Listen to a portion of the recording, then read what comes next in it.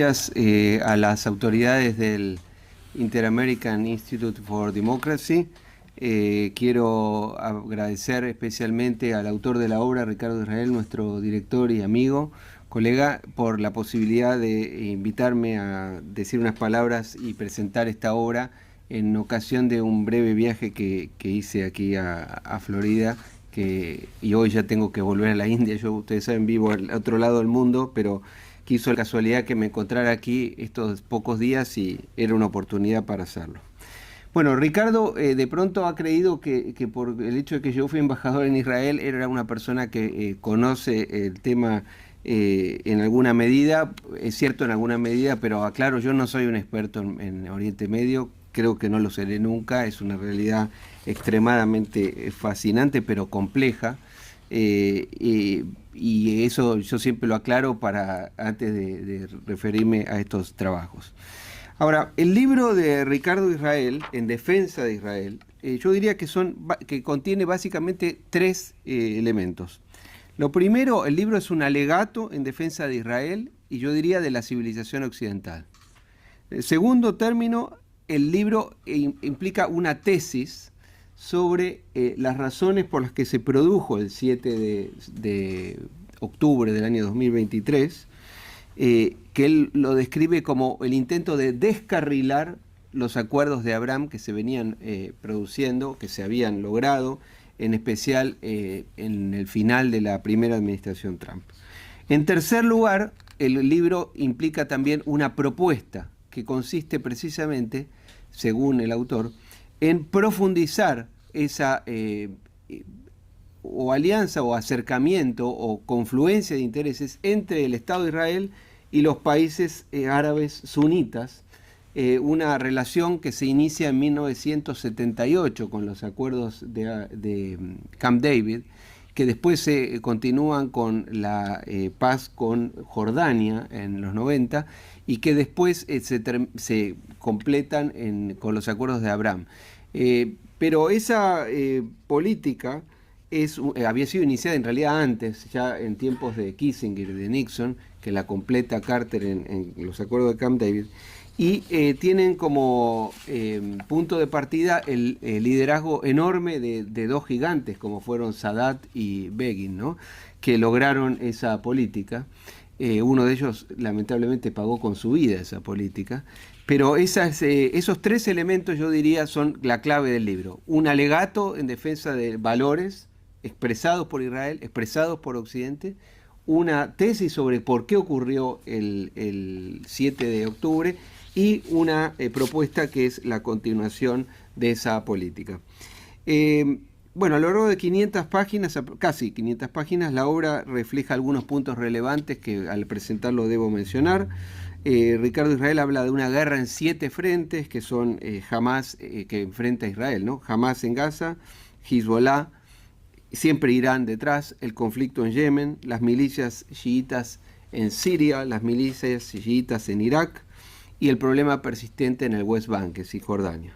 Pero hay un octavo frente, que es la propaganda, que es el ataque que Israel recibe, incluso, y eso es un tema permanente en la obra de Ricardo, incluso en los países occidentales, incluso en este país, incluso en Europa y en muchos de nuestros países.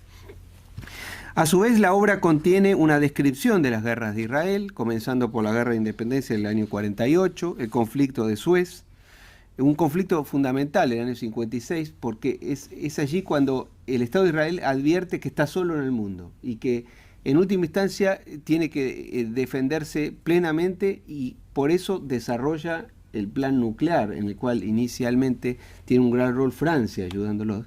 Y otro punto que Ricardo menciona en la obra, a lo largo de la obra, que es fundamental para entender el Estado de Israel. Israel es un país que no depende de otro para defenderse. Otros países de la región, otros países muy importantes requieren, por ejemplo, de la asistencia norteamericana para defenderse. Israel es un país que no ha dependido de tropas extranjeras. Bueno, la guerra de los 6 días, obviamente, con el cambio de estatus internacional que tiene Israel en el año 67, la guerra de Yom Kippur, la guerra del Líbano y los conflictos ya en las décadas que nos llegaron. El otro elemento, obviamente, que es el 7 de octubre, ¿no? Como decíamos, el por qué se produce el 7 de octubre, cuál es el objetivo de los enemigos de Israel, siempre la República Islámica de Irán detrás, y una mención a Ricardo de Israel, una cierta arrogancia del Estado de Israel en el sentido de haber de pronto confiado excesivamente en la tecnología y no en la supervisión humana. Y en alguna forma él menciona que el 7 de octubre es el 9 de septiembre, el 11 de septiembre de Israel. Bueno, el libro a su vez contiene otra parte que yo creo que debe ser mencionada. El libro describe Oriente Medio tal como es y no como uno quisiera que fuera. Esto es decisivo. Esto, en la página 169, Ricardo de Israel menciona la necesidad de que reconozcamos la ignorancia que muchas veces tenemos en una realidad que es muy distinta. Cómo desde Occidente a veces se plantean la idea de que puede haber soluciones inmediatas a problemas que de pronto no tienen solución y que los estadistas deben buscar formas de administrarlos. Por otro lado, una región que, como yo aprendí hace muchos años de un maestro, el embajador Molteni, en una región en la que no hay un conflicto, sino varios conflictos. Que en general la gente tiende a decir el conflicto de Medio Oriente. Y en rigor no hay un conflicto de Medio Oriente, hay una serie de conflictos superpuestos, solapados, de los cuales probablemente el más relevante y permanente es el que enfrenta dentro del mundo musulmán, dentro del Islam, a sunitas y chiitas. Otro tema muy importante que menciona el libro, pero que es muy clave tenerlo en cuenta siempre, las categorías de la ciencia política occidental tradicional no rigen en Oriente Medio, no rigen. O si rigen, rigen de manera muy limitada. Un dato fundamental, en la categoría del Estado Nacional no existe en Oriente Medio, o si existe, existe de pronto en un país como Egipto, que es muy importante, la capital cultural del mundo árabe, pero no existe en muchos otros países, que son en rigor el resultado de una distribución de poder, de un reflejo de poder de las potencias occidentales, básicamente del Imperio Británico y de Francia, al terminar la Primera Guerra Mundial con la disolución del Imperio Otomano. Otro punto fundamental del libro es en el cual Ricardo Israel hace una especial énfasis, es el surgimiento de lo que él llama una ola de judeofobia. Él, más que de antijudaísmo o antisionismo, él habla de la judeofobia. Esta peligrosa ola de antisemitismo, o insisto, como él menciona, de judeofobia, es realmente otro elemento que hay que mencionar, porque probablemente es el hecho que ha logrado que el accionar terrorista de Hamás ha despertado en muchos de nuestros países, ¿no?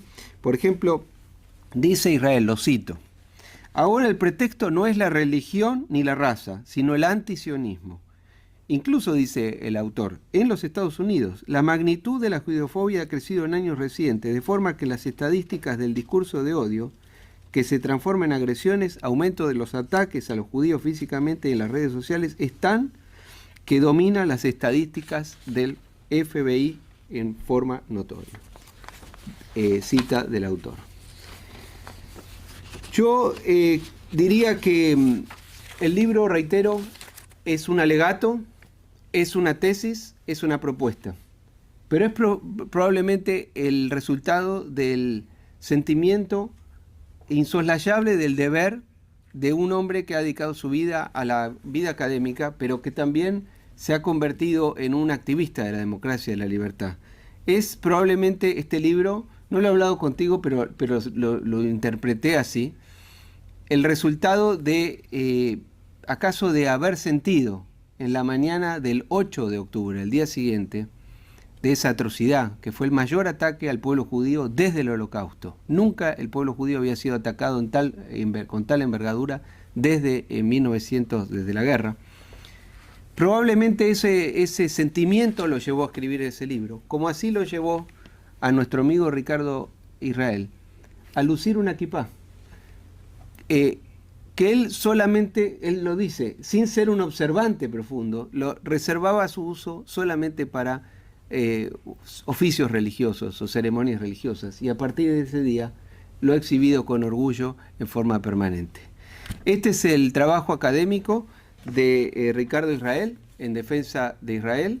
Agradezco enormemente que me hayas permitido presentar estas ideas y mucho éxito con el libro. Felicito al Instituto por haberlo publicado, como decía aquí Carlos Sánchez Berzaín, y esperamos que tenga muchos lectores y que efectivamente esto sea un llamado de atención, porque como decíamos antes, están en juego el pueblo judío, está en juego Israel, pero está en juego el orden y el sistema de valores occidentales. Muchas gracias.